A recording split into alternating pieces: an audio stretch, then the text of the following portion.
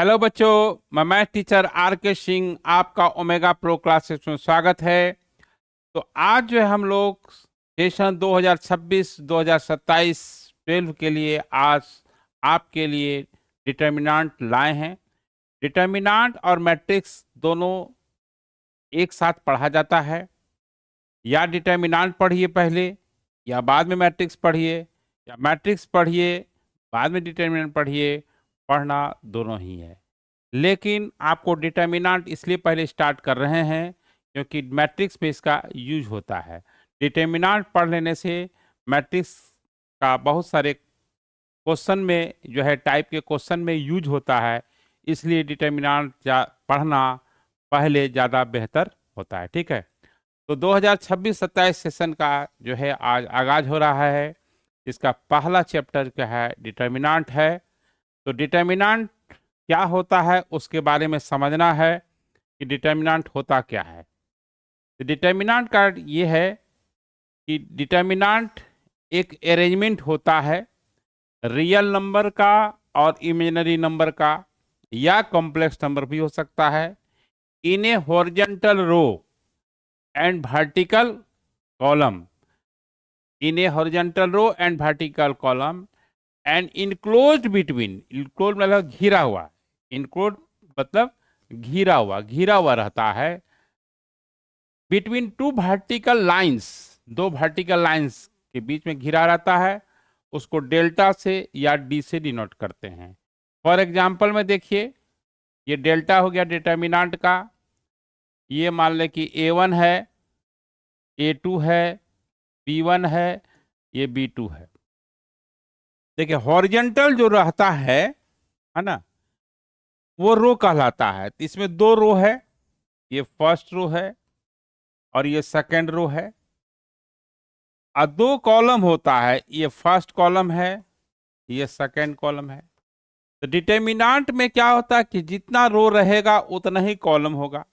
जैसे आपका रूम है, अगर वो 12x12 है यानी स्क्वायर साइज का रूम है, उसी तरह से यहाँ पर स्क्वायर अरेंजमेंट कहने का मतलब है कि जितना रो है उतना ही कॉलम होना चाहिए।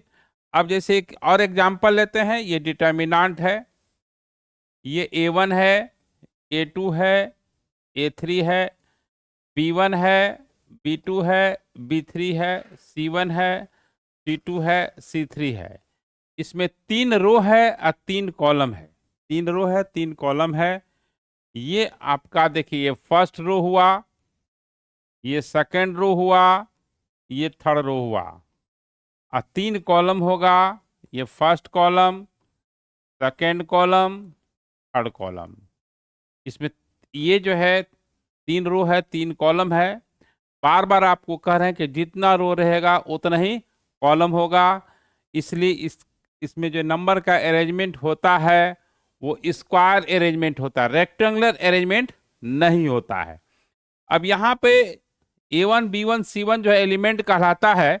यहाँ पे नंबर भी हो सकता है। दूसरा एग्जांपल जैसे देखिए, 1 है, -1 है, 2 है, 0 3 5 है, -1 2 4 है।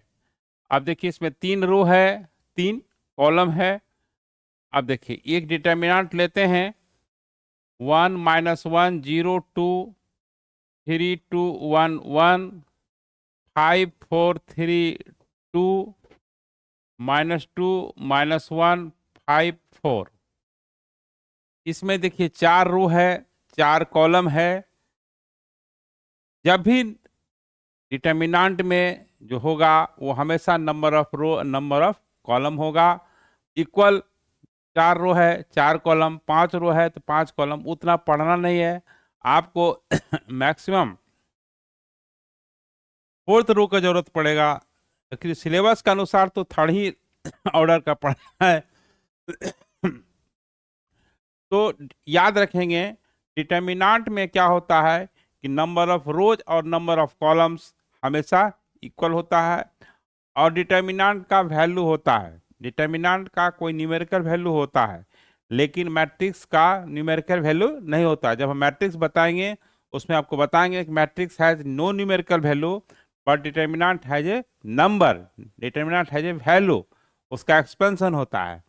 तो इस तरह से हम लोग जो है डिटर्मिनेंट का डिफिनेशन समझ गए।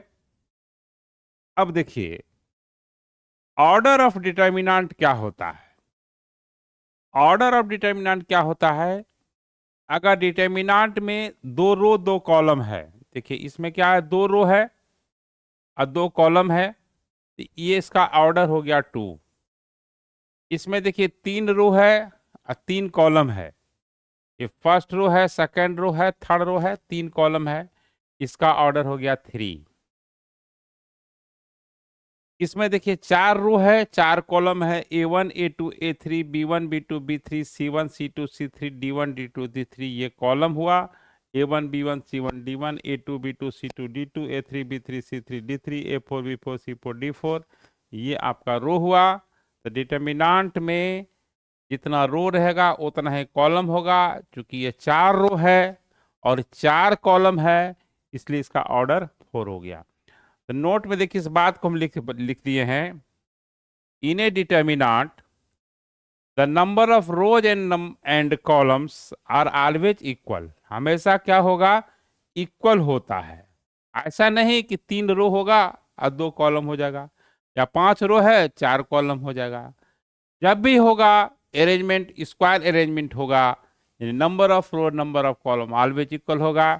तो डिटर्मिनेंट में ये याद रखना है कि जितना रो रहेगा उतना ही कॉलम होगा। ठीक है, तो चलिए अब जो है हम लोग ऑर्डर समझ गए। अगर 5 रो है 5 कॉलम होगा तो ऑर्डर 5 होगा, और ऑर्डर हमेशा पॉजिटिव इंटीजर में होगा। ऑर्डर कभी निगेटिव फ्रैक्शन में नहीं होगा, क्योंकि ऑर्डर में अब क्या करते हैं, नंबर ऑफ रो काउंट करते हैं। जैसे किसी आदमी का नंबर ऑफ पर्सन काउंट करना है तो कभी फ्रैक्शन में नहीं आएगा। जब भी जैसे आपके घर में अगर 10 मेंबर है तो 10 आएगा, कभी 10.5 नहीं आएगा। तो number of row number of column कभी फ्रैक्शन में नहीं होगा, हमेशा पॉजिटिव इंटीजर होगा। तो ऑर्डर सीख गए आप। देखिए एक एक चीज बताया जा रहा है। दूसरा क्या होता है, एक डिटर्मिनेंट में एलिमेंट जो होता है, क्योंकि डिटर्मिनेंट बनता है एलिमेंट से बनता है, तो ये डेल्टा को डिटर्मिनेंट है। देखिए आप A11 चूंकि पहली बार पढ़ रहे हैं, मान के चलते हैं, जो पढ़े हैं तो कोई बात नहीं है। ये जो है आपका A21 A31 है, A12 है, A13 है। इसको याद नहीं करना है, समझना है। A23 है, A32 है, A33 है। डिटर्मिनेंट में क्या होता है कि पहले रो लिखाता है और तब कॉलम लिखाता है। तो A11 का मतलब हुआ ये एलिमेंट उस जगह पर है, कहा है कि फर्स्ट रो का एलिमेंट है और फर्स्ट कॉलम है,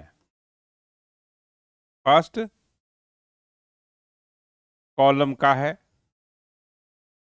अब A32 मतलब हुआ कि third row and second column हुआ, सेकेंड कॉलम हुआ। अब यहां पर देखिए ये जो है A11 A21 A31, यहाँ पर वही चीज बताया गया है कि कौन सा रो और कौन सा कॉलम का एलिमेंट है। A22 मतलब हुआ second row second column, A32 मतलब हुआ third row second column, A23 मतलब हुआ second row third column, A13 मतलब हुआ फर्स्ट रो थर्ड कॉलम। ये सब एलिमेंट कहलाता है। क्या कहलाता है, एलिमेंट कहलाता है। तो element of determinant is denoted by Aij। Aij, I और जे क्या है, I denote the number of row, J denote the number of column. अब A21 है तो पहला रो, क्योंकि जो पहला जो सफिक्स है वो रो बताता है, दूसरा जो सफिक्स है वो कॉलम बताता है, बाद में जो होता है वो कॉलम बताता है। अगर A45 है, इसका मतलब यह है कि फोर्थ रो फिफ्थ कॉलम का एलिमेंट है। A52 मतलब हुआ फिफ्थ रो और सेकंड कॉलम का एलिमेंट है। तो पहला रो बताता है, दूसरा कॉलम बताता है। यानी डिटर्मिनेंट जो है एलिमेंट का जो डिनोट होता है वो 2 सफिक्स से होता है, है ना, वो दो सफिक्स यूज में होता है। पहला सफिक्स नंबर ऑफ रो, दूसरा सफिक्स नंबर ऑफ कॉलम बताता है। ठीक है, अब आगे हम लोग पढ़ते हैं कि देखिए क्या है। क्योंकि डिटर्मिनेंट का वैल्यू होता है, डिटर्मिनेंट का वैल्यू होता है, आप उसका वैल्यू निकालते हैं। अब आपको बताने जा रहे हैं कि एक्सपेंशन कैसे करते हैं, यानी उसका विस्तार कैसे करते हैं, यानी उसका वैल्यू कैसे निकालते हैं। एक्सपेंशन ऑफ डिटर्मिनेंट अगर दो ऑर्डर का है, क्या है, दो ऑर्डर का है, ए बी सी डी, पहला कॉलम में ए और बी है, दूसरा कॉलम में सी डी है, फर्स्ट रो में ए सी है और बी डी है। इसका जो वैल्यू होता है डायगोनली मल्टीप्लाइड कीजिएगा तिरछा, एडी और माइनस बी सी, बीच में माइनस होता है, इसको सैरस मेथड भी कहते हैं। ठीक है, तो ये तो सेकेंड ऑर्डर का हुआ एक्सपेंशन। अब जैसे कि मान लिया जाए कि डिटर्मिनेंट का वैल्यू निकालना है, ये 2 3 और 4 -5 है, इसका वैल्यू निकालना है। तो ये तिरछा होगा गुना क्रॉस मल्टीप्लिकेशन होगा, तो -10 हो जाएगा, 2 इंटू -10 और -12 हो गया, -22 हो गया। अब मान लीजिए डिटर्मिनेंट है, ये कॉस अल्फा है ना, और साइन अल्फा है, अब माइनस साइन अल्फा है, या थीटा भी रह सकता है, और यहाँ पर कॉस अल्फा है। अब इसका वैल्यू क्या होगा, तो तिरछा गुना करना है, ऐसे और ऐसे। ठीक है, इस तरह से करना है, तो ये क्या हो जाएगा आपका कॉस स्क्वायर अल्फा माइनस ये प्लस और माइनस माइनस होता है, तो प्लस साइन स्क्वायर अल्फा हो गया। तो cos square alpha plus sine square alpha क्या होता है, 1 होता है। तो इस तरह से डिटर्मिनेंट का एक्सपेंशन जब सेकेंड ऑर्डर का होता है तो इस तरह से एक्सपेंड करते हैं। फिर अब देखिए, तो यानी एक्सपेंशन जो है सेकेंड ऑर्डर में कुछ नहीं है, ए बी है, सी डी है, तिरछा गुना कर देना है। ठीक है, और एग्जाम्पल देख के बता ही थे। अब ये थर्ड ऑर्डर का डिटर्मिनेंट का एक्सपेंशन कैसे होगा, जब 3 रो है 3 कॉलम है, इसका एक्सपेंशन कैसे होगा। तो देखिए इसका एक्सपेंशन क्या होगा, चाहे आप रो वाइज कीजिए चाहे कॉलम वाइज कीजिए, ये आपके इच्छा पे डिपेंड करता है। चाहे फर्स्ट रो के अलोंग कीजिए या सेकेंड रो के अलोंग कीजिए या थर्ड रो के अलोंग कीजिए या कॉलम वाइज कीजिए, ये आपकी इच्छा पे डिपेंड करता है।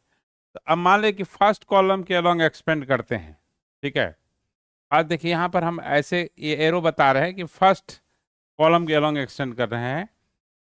A1, यहाँ पर A1 हुआ, A1 जिस रो में है, जिस रो में लाइज कर रहा है उसको माइनस कर दीजिए, हटा दीजिए, माइनस नहीं डिलीट कर दीजिए। ठीक है, तो अब देखिए यहाँ पर जो है A1 जो है फर्स्ट रो में हो रहा है, इसको आप ढक दीजिए, इसको इसको डिलीट कर दीजिए और इसको हटा दीजिए।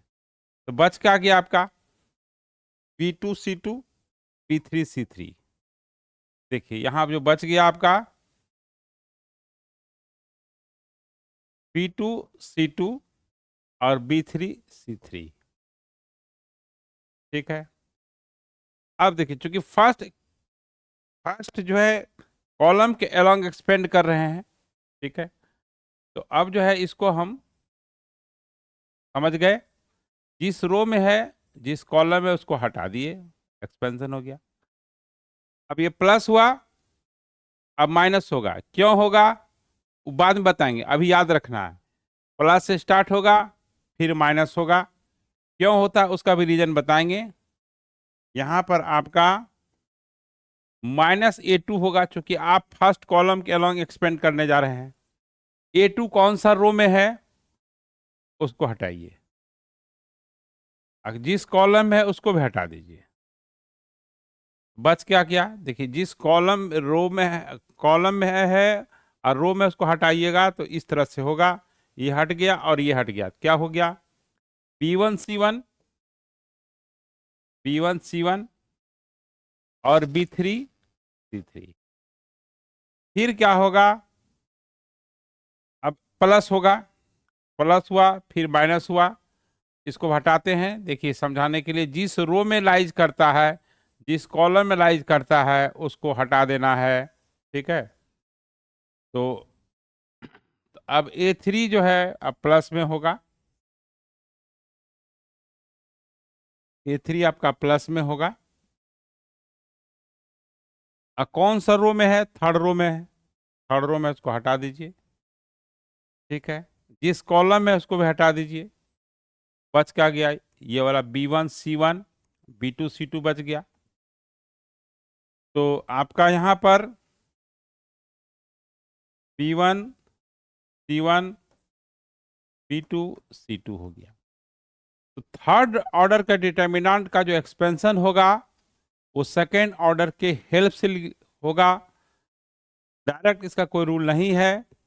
तो जिस रो में लाइज करता है उसको ढकिए, और जिस कॉलम में लाइज करता है यानी कोरोस्पोंडिंग रो कोरोस्पोंडिंग कॉलम को डिलीट कीजिए। और इसके बाद क्या होगा आपका, इसका फर्स्ट ये सेकेंड ऑर्डर का जो डिटर्मिनेंट होता है, जो उसका एक्सपेंशन का रूल है, वो क्या होगा, ये तिरछा क्या होगा, मल्टीप्लाइड होगा, ऐसे और ऐसे। तो B2 C3 minus C2 B3 और minus A2 B1 C3 minus C1 B3 अब plus A3 B1 C2 minus C1 B2। इस तरह से हम लोग डिटर्मिनेंट का एक्सपेंशन करते हैं। थर्ड ऑर्डर का डिटर्मिनेंट का एक्सपेंशन सेकेंड ऑर्डर के हेल्प से करते हैं। फोर्थ ऑर्डर का डिटर्मिनेंट का एक्सपेंशन थर्ड के हेल्प से करेंगे। फिफ्थ ऑर्डर का एक्सपेंशन फोर्थ एक्सपेंशन करेंगे। उसी तरह कोरोस्पोंडिंग रो कोरोस्पोंडिंग कॉलम को डिलीट कर देना है, उसके बाद एक्सपेंशन करना है। एक्सपेंशन जो है, जैसे कि मान लिया जाए कि एक लेते हैं कि इसका वैल्यू निकालना है, फॉर एग्जांपल में एवेल्युएट करना है। देखिए ये 2 है, 3 है, -4 है, 5 है, 6 है, 3 है, -1 है, 2 है और ये 0 है। इसका एक्सपेंशन करना है, इवेल्युएट करना है, वैल्यू निकालना है, एक्सपेंशन इसका वैल्यू निकालना है। तो देखिए फर्स्ट कॉलम के अलॉन्ग कीजिए, या सेकेंड कॉलम के अलॉन्ग कीजिए, या थर्ड कॉलम के अलॉन्ग कीजिए, या फर्स्ट रो के अलॉन्ग कीजिए, या सेकेंड रो के अलॉन्ग कीजिए, या थर्ड रो के अलॉन्ग कीजिए, डिटर्मिनेंट का वैल्यू वही आएगा, चाहे जैसे भी कीजिए। अगर हम फर्स्ट कॉलम के अलॉन्ग एक्सपेंड करते हैं, यानी ऐसे देखिए, ये 2 जिस रो में है उसको ढक दीजिए, तो इसको ढक दिए, बच गया क्या, 6 2 3 0। अब जो है 3 और ये आपका 0 है ना, प्लस हुआ फिर माइनस होगा। अब जिस रो में है यानी ये रो हट गया, कॉलम हट गया, बच गया कितना गया देख रहे हैं, 5 -1 ध्यान देना है, 3 0 है, क्योंकि जैसे ही हाथ हम स्मार्ट बोर्ड पर रखेंगे तो वो मिट जाएगा, ठीक है। फिर अब ये प्लस हुआ फिर माइनस हुआ फिर प्लस होगा, लेकिन एलिमेंट चूंकि निगेटिव है, -4 है, इसलिए -4 हुआ। लेकिन as a rule plus minus plus चलता है।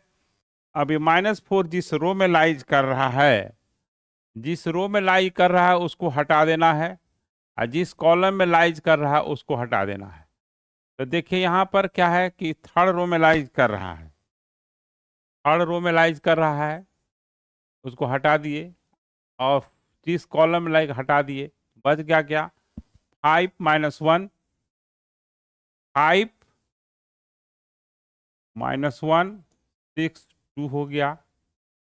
तो अब जो है यहाँ पर 2 6 इंटू 0 0 -6 -3 5 इंटू 0 0 माइनस, क्योंकि माइनस रूट के अनुसार साइन होता है, ये क्रॉस मल्टीप्लिकेशन होता है, ऐसे होता है कि माइनस होता है, ऐसे ऐसे होता है, ऐसे होता है, तो माइनस ये रूल का है। चूंकि एलिमेंट जो है आपका 3 इंटू -1 -3 हो गया, फिर प्लस इंटू -4 हो गया, 10 + 6 हो गया, अब ये -12 हो गया, और ये +3 -9 हो गया, और ये आपका -64 हो गया, है ना।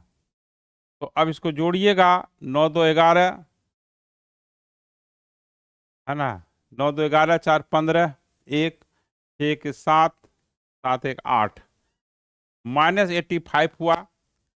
तो आपका डिटर्मिनेंट का वैल्यू होता है, मैट्रिक्स का कोई वैल्यू नहीं होता है। जो एक्सपेंशन करते हैं, जो इवेलुएट करते हैं, यानी इट मीन्स कि डिटर्मिनेंट का वैल्यू निकालते हैं। तो सेकेंड ऑर्डर का डिटर्मिनेंट का एक्सपेंशन देख ही रहे हैं, क्या बहुत सिंपल है। सिंपल डायगोनली मल्टीप्लाइड करते हैं और बीच में माइनस डालते हैं। लेकिन थर्ड ऑर्डर का determinant with the help of second order में होता है। उसका जो है नियम यही है कि इसका जो है थर्ड ऑर्डर का डिटर्मिनेंट जब एक्सपेंशन होगा, उसका नियम क्या होता है, साइन कैसे लिया जाता है ना। तो इसमें देखिए, इसमें आपका साइन जो लिया जाता है, कैसे लिया जाता है, नोट में इसको देखिए लिखवा देते हैं। क्या जिस रो कॉलम के लॉन्ग स्पेंड कीजिएगा, ये प्लस से स्टार्ट कीजिएगा, माइनस होगा, फिर प्लस होगा। क्यों होता है, जब माइनर को फैक्टर बताएंगे तब आपको समझ में आएगा कि प्लस माइनस प्लस क्यों होता है। फिर ये माइनस होगा, फिर प्लस होगा, माइनस के बगल में प्लस होगा, माइनस होगा, माइनस होगा, प्लस होगा। यही नियम है, चाहे आप रो वाइज कीजिए चाहे कॉलम वाइज कीजिए, ठीक है। अब देखिए यहाँ पर ये तो एक्सपेंशन हुआ। अब आपको बताया जाएगा कि माइनर और कोफैक्टर, बोले थे जब माइनर कोफैक्टर जब पढ़ेंगे तभी प्लस माइनस होता है, क्यों होता है तब समझ में आएगा। माइनर क्या होता है, सबसे पहले माइनर जो होता है एलिमेंट का होता है, डिटर्मिनेंट के एलिमेंट का माइनर होता है, ठीक है। अब देखिए माइनर होता क्या है, the minor of element of determinant is also determinant. ये एक समझिए एक बड़ा डिटर्मिनेंट है, उसे एक सब डिटर्मिनेंट छोटा डिटर्मिनेंट निकलता है, विच इज ऑब्टेन्ड बाई डिलेटिंग। डिलेटिंग मतलब हटा करके, विलुप्त करके, इसका हिंदी होता है विलुप्त करना। ith row and jth column, यानी जिस रो में लाइज करता है, जिस कॉलम में लाइज करता है उसको डिलीट करते हैं, डिलीट नहीं डिलीट करते हैं, विलुप्त करते हैं, ठीक है। और जो है माइनर जो होता है, अगर कोई एलिमेंट ए आई जे है, कोई एलिमेंट अगर ए आई जे है, उसके माइनर को एम आई जे से डिनोट करते हैं, एम आई जे से डिनोट करते हैं। क्योंकि माइनर वर्ड जो स्टार्ट होता है एम से होता है, इसलिए उसका पहला लेटर एम है, इसलिए एम आई जे से होता है। तो माइनर ऑफ A23 को M23 से करेंगे, खाली एम डाल देंगे, 23 से डिनोट करेंगे। अब देखिए माइनर जो है क्या है, आपको एग्जाम्पल के तौर पे समझाते हैं, तब फिर को फैक्टर बताएंगे। जैसे कि मान लिया जाए कोई डिटर्मिनेंट है 2 3 4 -1 2 1 1 -1 और 4, ये है डिटर्मिनेंट, ठीक है। अब हमको माइनर निकालना है 3 का। तो माइनर ऑफ 3 जो है यहाँ पर, माइनर ऑफ 3, तो माइनर ऑफ 3 ये कौन सा पोजीशन पर का एलिमेंट है, देखिए ये जो है कौन सा पोजीशन पर का एलिमेंट है, ये सेकंड रो है, फर्स्ट कॉलम है ना। ये जो है आपका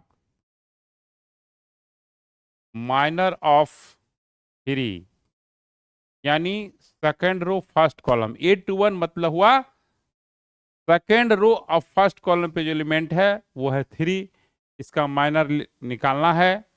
तो इसको यहाँ 8 to 1 है तो कुछ नहीं करना है, M to 1 हो गया। AIJ के माइनर को MIJ से डिनोट करते हैं। इसके बाद क्या करना है, जिस रो में लाइज करता है उसको हटा देना है, और जिस कॉलम में लाइज करता है उसको हटा देना है। ठीक है, तो देखिए यहाँ पर A32 8 to 1 जो है यानी 3 जो है जिस रो में लाइज करता है उसको हटाना है। इसको जब हटाना है, इसको हटाते हैं, और जिस कॉलम में लाइज करता है उसको हटा देना है, यानी उसको यही डिलीट हुआ, डिलीट कर दिए। बच गया क्या आपका -1, 1, 1 और 4। आप सबसे अच्छा है उस पर हाथ डाल दीजिए, जिस जिस कॉलम में है और जिस रो में है, जो बच जाएगा 4 बचेगा आपका। ये -1 इसी को कहते हैं डिलीट करना। ये 2 और -1 हुआ, इसकी वैल्यू क्या होगी, सीधा क्रॉस मल्टीप्लिकेशन कीजिएगा। -1 इंटू -1 +1 होगा, और -2 होगा, ये -1 हो गया। अगर माइनर निकालना है आपको, देखिए अब आपको माइनर जो बताया जाएगा कि मान लीजिए कि माइनर निकालना है। यहाँ 1 सेकंड इसको मिटाने देते हैं और तब जो समझ में आएगा। हाँ, ये आपका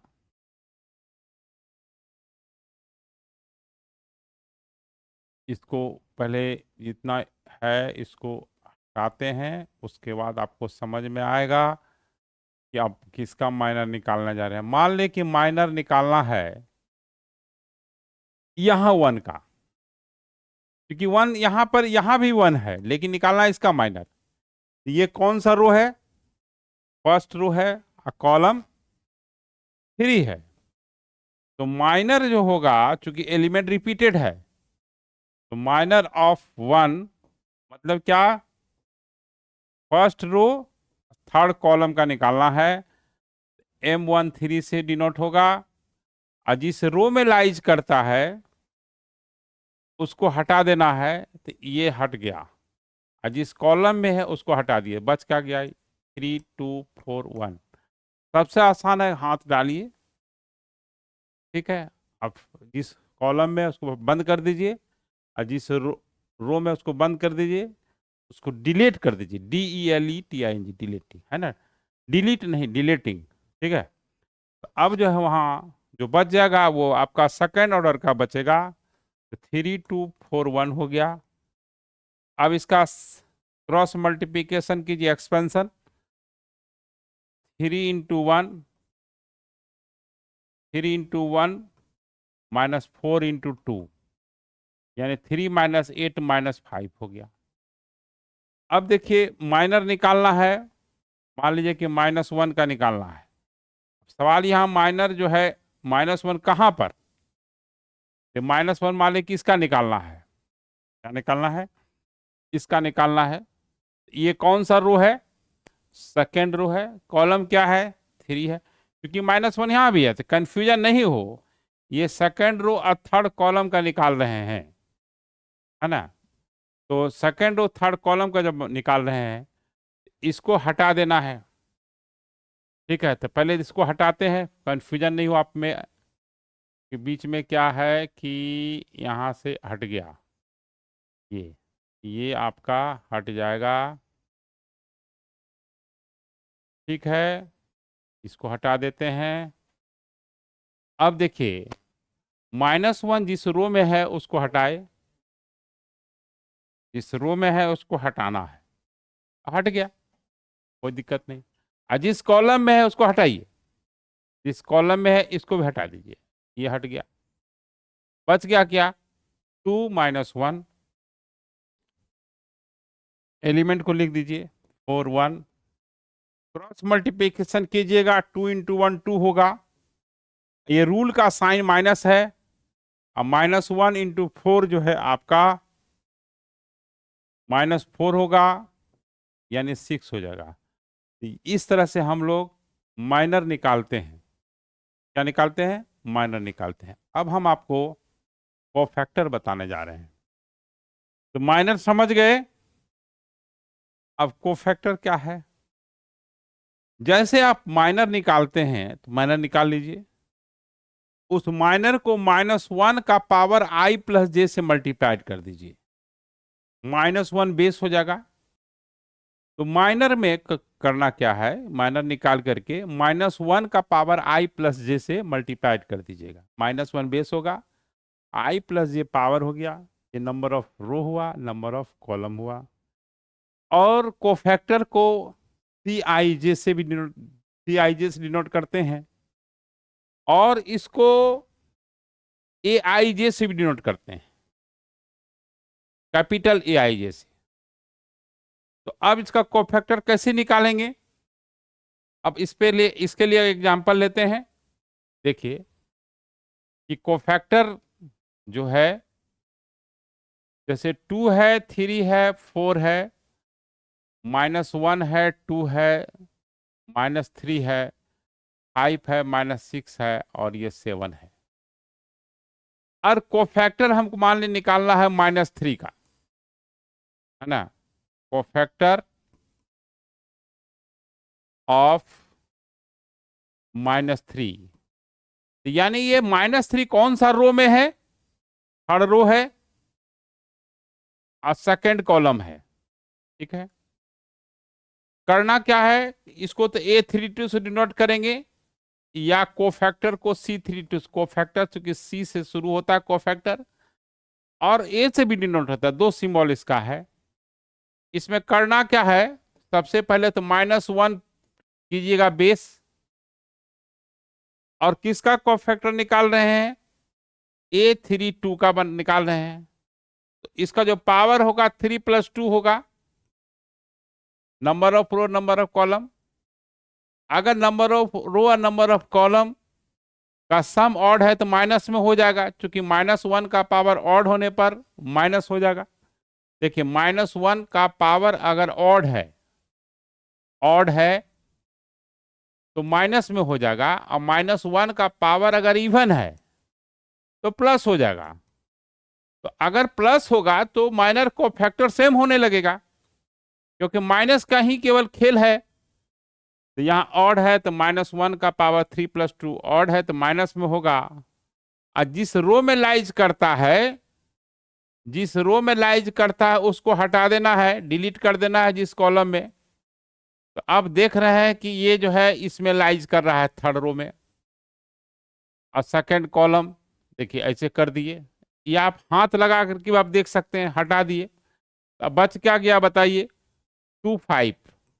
बहुत अच्छे ढंग से समझाया जा रहा है, इसमें किसी को कोई दिक्कत नहीं होगा, बच्चा भी समझ लेगा, है ना। तो ये -1 का पावर 5 जो है माइनस में होगा, ये माइनस हो गया।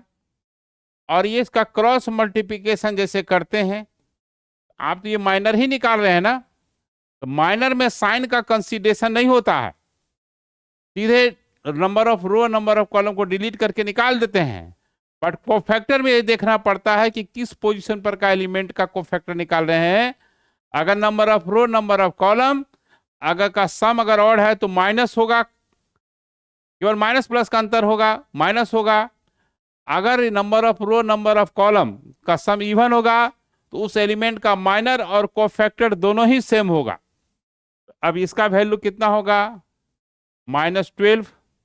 ये रूल का माइनस है, 3 × 5 15 हो गया, तो आपका +27 होगा। अब मान लें कि कोफैक्टर निकालना है -6 का, है ना, कोफैक्टर निकालना है -6 का, कोफैक्टर ऑफ -6 का निकालना है। तो -6 का कोफैक्टर निकालना है तो थोड़ा सा आप देखिए क्या करना है, वही चीजें हैं, खाली इसको हमको डिलीट करने दीजिए, बस आपको समझने में बहुत मजा आएगा, बहुत इंटरेस्टिंग चीज है। बहुत हल्का चीज है, समझने के बाद बहुत हल्का चीज है। -6 कौन सा रो में है उसको पहले तो हटा देना है, ये हट गया।